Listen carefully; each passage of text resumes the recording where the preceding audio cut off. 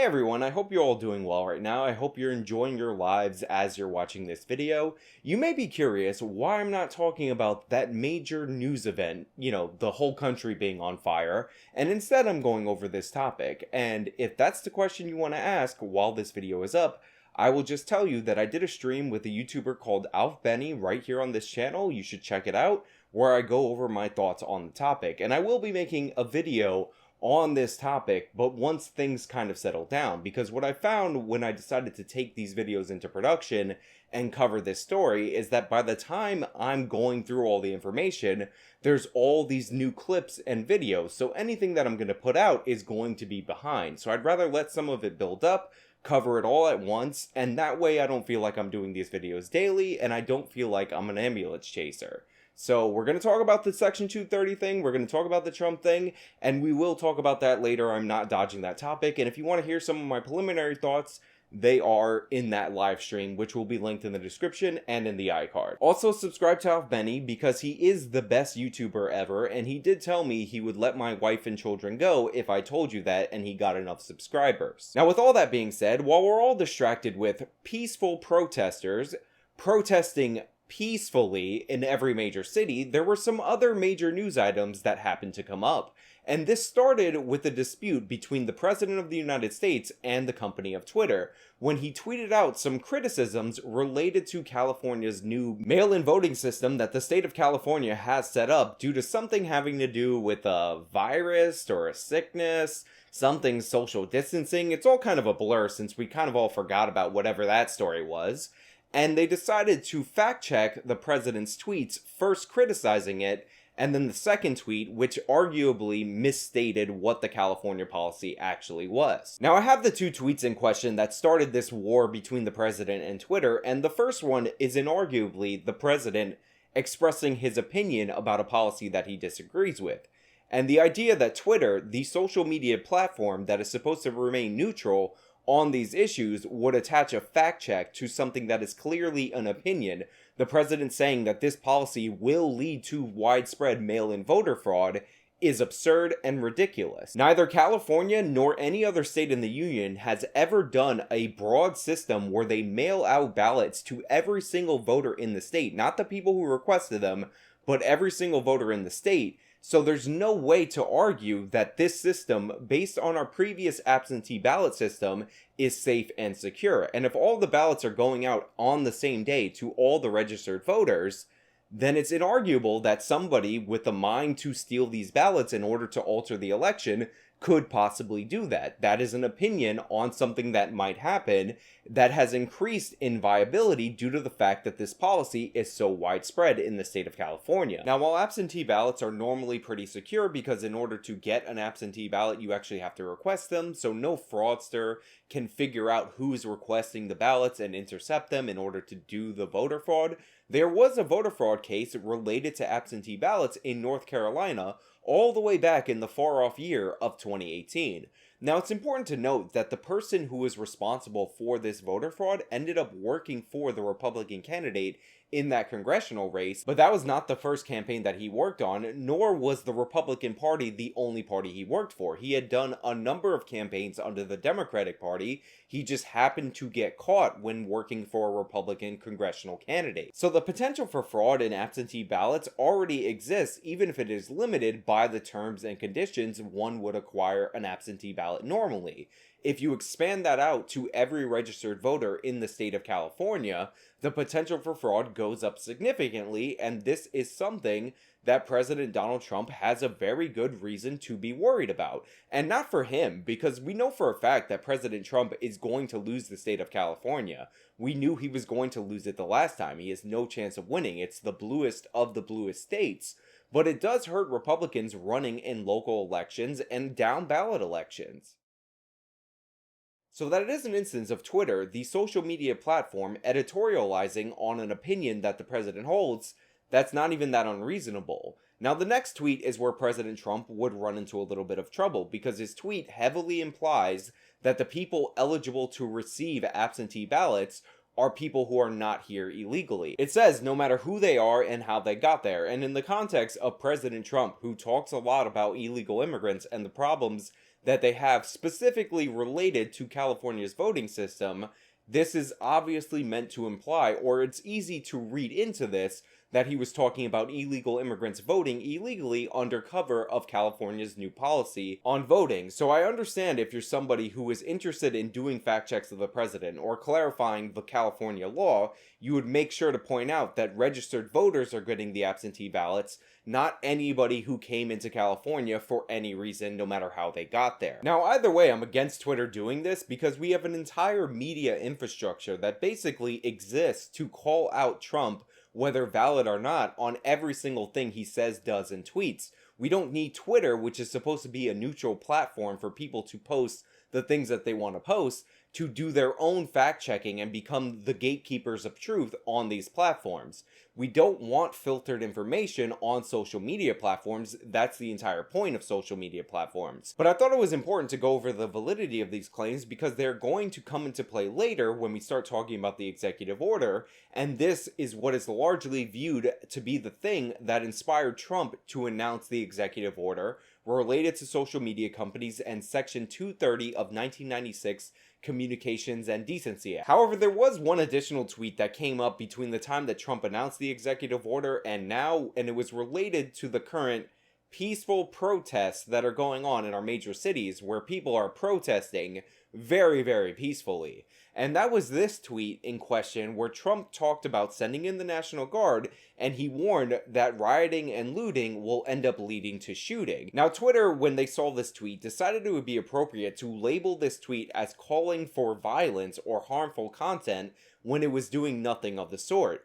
And after they decided to do that, the White House responded by tweeting the same tweet verbatim from the official White House account, and then Twitter decided once again to label the tweet as if it was calling for violence or advocating for violence in some way, shape, or form, which again, it expressly did not do that. The looting leads to shooting line in that tweet was a direct reference to the peaceful protests in which 8 people were shot and one of them died the night before during looting during the peaceful protest that was in fact peaceful according to the media, because there's lots of looting in peaceful protests according to our media. For Twitter to take Trump's call for non-violence and completely turn it on its head and label it as potentially harmful content because it calls for violence is extreme editorializing of that tweet. And for them to do the same thing to the official White House account is really strange considering some of their other policies when it comes to foreign propaganda.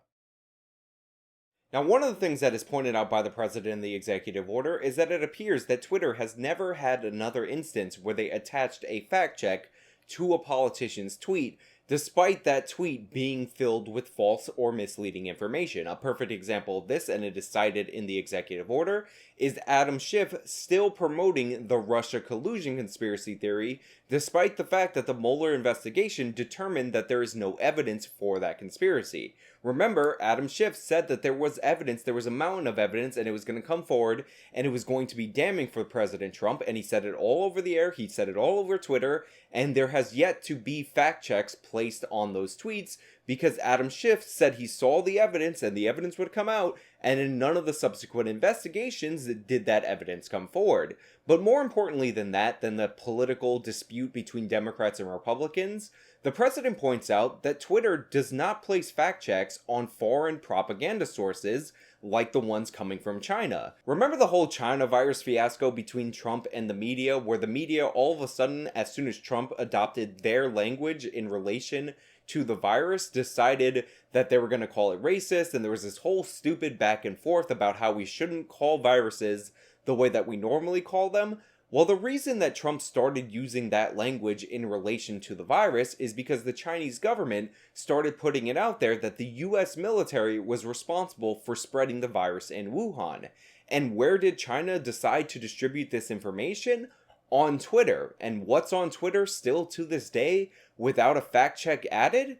That tweet promoting the conspiracy theory against the US military. So Twitter, a supposedly American company, a supposedly neutral platform protected from liability by the US government, has no problems putting fact checks on the president's opinions and editorializing non-calls for violence to make them seem like they are calls for violence, whether they're on the president's personal Twitter account or the White House's official Twitter account, does no such thing against foreign propaganda sources that we know for a fact are representatives of the CCP in China. Now, while you could argue that it's one thing for Twitter to have just not found the time to fact-check Chinese state-run propaganda on their platform, there is no argument with the idea that Twitter, despite being banned in China, has no problems taking money to run anti-Hong Kong ads on their website from the Chinese Communist Party. So we have a supposedly neutral platform that our legal system protects from any liability for their actions,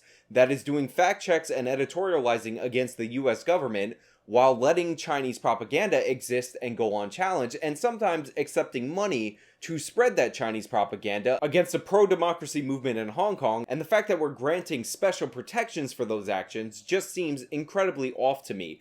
And remember, this is all based on a 1996 law that nowhere could have envisioned the type of social media companies that we have in 2020. There were no social media companies, or barely any. I'm sure some nerd out there is going to find a social media company from 1996 back then that were anything comparable to what we have now. Now, Twitter and all these social media companies get their immunity and limited liability for the content that is being published on their platforms due to a section of law in the Communications and Decency Act called Section 230, which says that they are platforms, and because it's basically impossible for them to curate all the content on their websites, they are not held to the same standard as publishers were. And this section of law was created because they wanted the internet to be a free and open place for debate, where platforms removed some bad content to make their websites better, but didn't have to regulate their platforms so tightly in such a way that they would end up stalling innovation on those platforms. You see, in the original days of the internet, the courts were holding that any moderation of content on your platform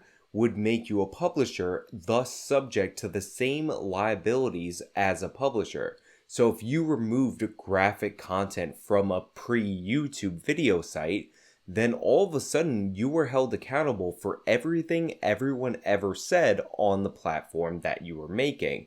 So if another video defamed, let's say, Nike by saying their shoes were made of paper, and if you ran in them, they would break and you would cut your feet up, Nike could not only sue the person that said that, but they could sue the company, all because the company had previously removed something that was graphically violent or aimed at adults that wouldn't be permitted on a site like YouTube today.